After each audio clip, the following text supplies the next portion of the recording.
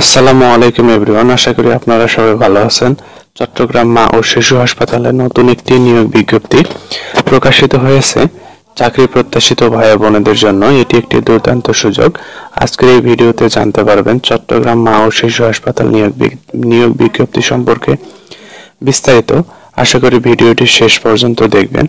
আর আপনি আমার চ্যানেলে নতুন হলে অবশ্যই চ্যানেলটি সাবস্ক্রাইব করে রাখবেন। চলুন দেখে নিই বিস্তারিত।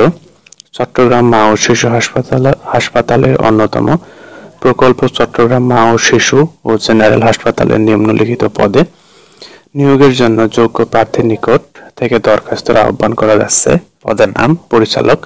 শিক্ষাগত যোগ্যতা MBBS, post graduate, MPH in hospital management এবং সামরিক বাহিনীর মেডিকেল করে অবসরপ্রাপ্ত কর্মকর্তাদের অগ্রাধিকার দেওয়া হবে।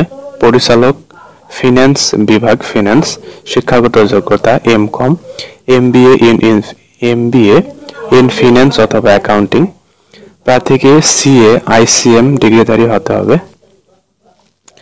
পদের নাম ড্রাইভার, এসএসসি পাস, নবায়নকৃত ড্রাইভিং লাইসেন্স এবং অ্যাম্বুলেন্স চালনার অভিজ্ঞতা থাকতে হবে এবং বয়স সীমা অনূর্ধ্ব 35 বছর। মালি, অষ্টম শ্রেণী পাস, সংশ্লিষ্ট কাজে অভিজ্ঞতা থাকতে হবে। বয়সসীমা 35 বছর।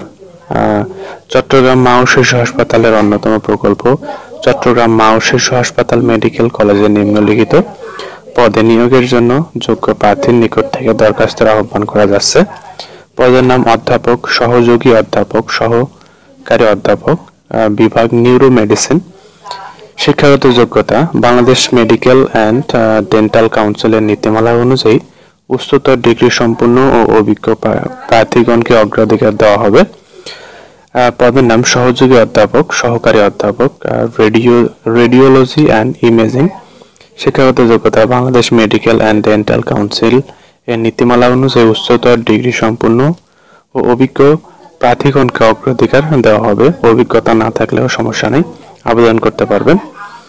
আবেদনকারীকে 2 কপি পাসপোর্ট সাইজের ছবি, জীবন বৃত্তান্ত, শিক্ষাগত যোগ্যতা সনদ, ন্যাশনাল আইডি কার্ড, অভিজ্ঞতা সনদপত্র, টিন সার্টিফিকেট যদি থাকে এবং অন্যান্য প্রয়োজনীয় কাগজপত্রাদি আগামী 16/8/2025 বিকাল 3 ঘটিকার মধ্যে নিম্ন স্বাক্ষরকারীর বরাবরের আবেদন করার জন্য অনুরোধ করা যাচ্ছে। আবেদনপত্র প্রেরণ করবেন জেনারেল সেক্রেটারি, কার্যনির্বাহী কমিটি, চট্টগ্রাম মা ও শিশু হাসপাতাল। আশা করি ভিডিওটি ভালো লেগেছে। ভালো লাগলে অবশ্যই চ্যানেলটি সাবস্ক্রাইব করে রাখবেন পরবর্তী আপডেট পেতে।